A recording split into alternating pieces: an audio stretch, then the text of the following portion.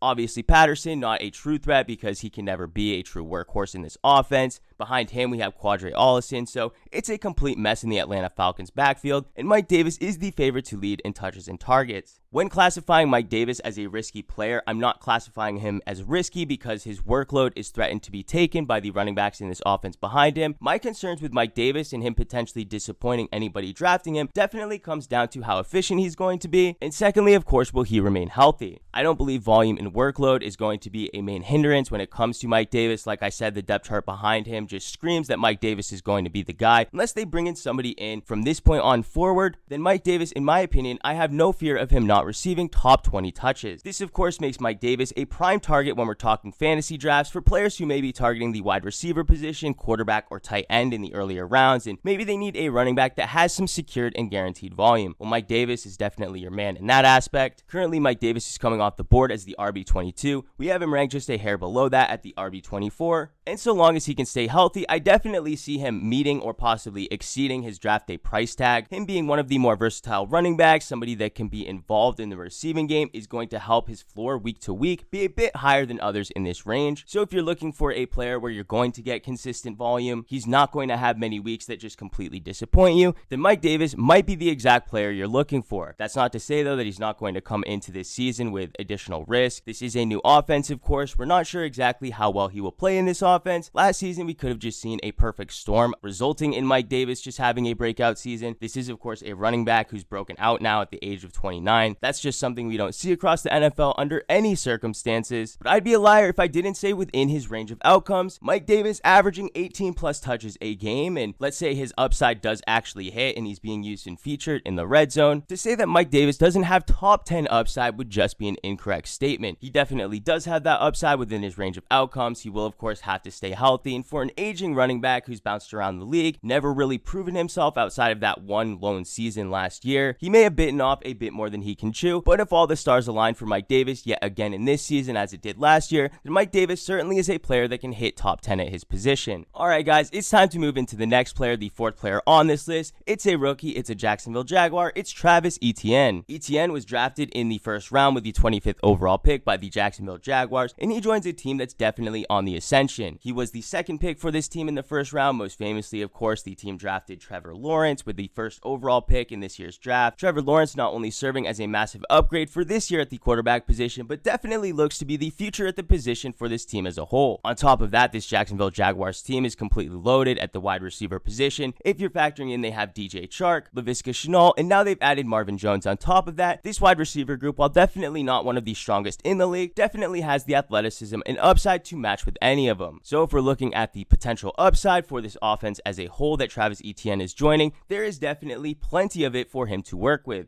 As for Etienne himself, he's 5'10", 215 pounds. He runs a 4.5 40-yard dash time, which comes in at the 78th percentile, 80th percentile height-adjusted speed score, 64th percentile burst score, and his most comparable player is DeAndre Swift. As for some of his strengths, he definitely has the chops to be a 3-down workhorse. You can't complain about his nose for the end zone. He's had 78 total touchdowns over his 4-year career. He's known as running fast and forceful, and he's a big play machine, as seen by his 16 career touchdowns of 44-plus yards. He's known to have Le'Veon Bell style of patience, but he definitely could work more on his ball security. Dropped passes are also something that he struggled with throughout his career, so it's not to say that he's a perfect prospect, but definitely one that deserved to be taken in the first round of the draft. Now, typically when a team invests first round draft capital into them, that's a one-way ticket to a heavy workload in their rookie season, and well, historically that has reigned true. The wrench, however, thrown in this specific situation is the fact that they have James Robinson, an undrafted rookie last season, who performed extremely well as the team starter last year, so Travis Etienne is joining a team that already has an answer at the running back position. For that's exactly why he's such a high-risk player to take in fantasy drafts this year. It's unclear exactly how much usage we'll see from James Robinson and Travis Etienne. Our best guess, of course, is that they're going to be splitting touches, but even in a 1A, 1B type situation, it's difficult to say exactly how much fantasy value each player will have. One thing we have to understand about this offense is that it's probably one that's going to be playing from behind. The Jacksonville Jaguars allowed the second most points in the entire league last season, and while that will help the wide receivers in this offense, it's not going to be a positive mark for the running backs in this offense. Anytime that the team is playing from behind and they're 1 or 2 scores down in the third and the fourth quarter, that is going to result in less rushing production, less volume as a whole, and considering that there are 2 running backs that are going to be splitting touches in this backfield, having less volume as a whole to even fight over is going to mean that the floor for each of them is going to be much lower. If we were heading into 2021 and Travis Etienne was the only running back on this Jacksonville Jaguars offense, I would definitely see him as a top 12 running back. James Robinson was exactly that last season, but heading into this year, James Robinson is still on the roster. All reports out of camp are that James Robinson is going to have a major role in this offense, and due to the draft capital of Travis Etienne, we still have to expect he's going to have a major role. And unfortunately, it's difficult to look at it any other way than the fact that both of these players are going to be heavily eating into one another's production, and until that changes, it's going to be pretty difficult to trust either one of them in your starting lineup, let alone drafting them. So you'll notice when it comes to Travis Etienne, we're definitely on the lower side on him. He has an ADP of about the RB23. We have him ranked 4 spots lower than that at the RB27, and that's not to say that I'm completely avoiding this player 100% and there's no circumstance in which I'd draft them. It's just by the time that he usually makes it to the range in which I feel comfortable drafting him, somebody else has likely already taken him earlier. Alright guys, we're moving into the final player in today's video. This is actually the only player out of all 5 that we actually have listed as a target, and the player we're talking about, of course, is Jamaal Williams of the Detroit Lions. Jamaal Williams, of course, a longtime Green Bay Packer, playing behind Aaron Jones recently. One thing we should know about Jamaal Williams is that he's a very versatile running back, one that's also been pretty darn efficient on the ground as well, but also a player who's received a sneaky high amount of volume throughout his career in Green Bay. As a Packer in his 4-year career, it may surprise you to hear that he's received a whopping 500 rush attempts on the ground. It doesn't just end there though, he's also received 155 targets, so even though he hasn't necessarily been fantasy relevant as a player to draft while he's been a Packer, he's definitely been somebody who's been involved and has actually proved to us that he can be an efficient running back both on the ground and through the air. So the fact that he is joining the Detroit Lions, a team that themselves is trying to find the answer at the running back position and has been for a few seasons now, grabbing a player that is new to the team, yes, but one that we already know and can confirm has been efficient and can get it done, those are certainly the type of late round draft picks that have the potential to pay off. At the beginning of this offseason, prior to Matthew Stafford being traded to the LA Rams, DeAndre Swift was definitely a player on our boards that we were going to be targeting.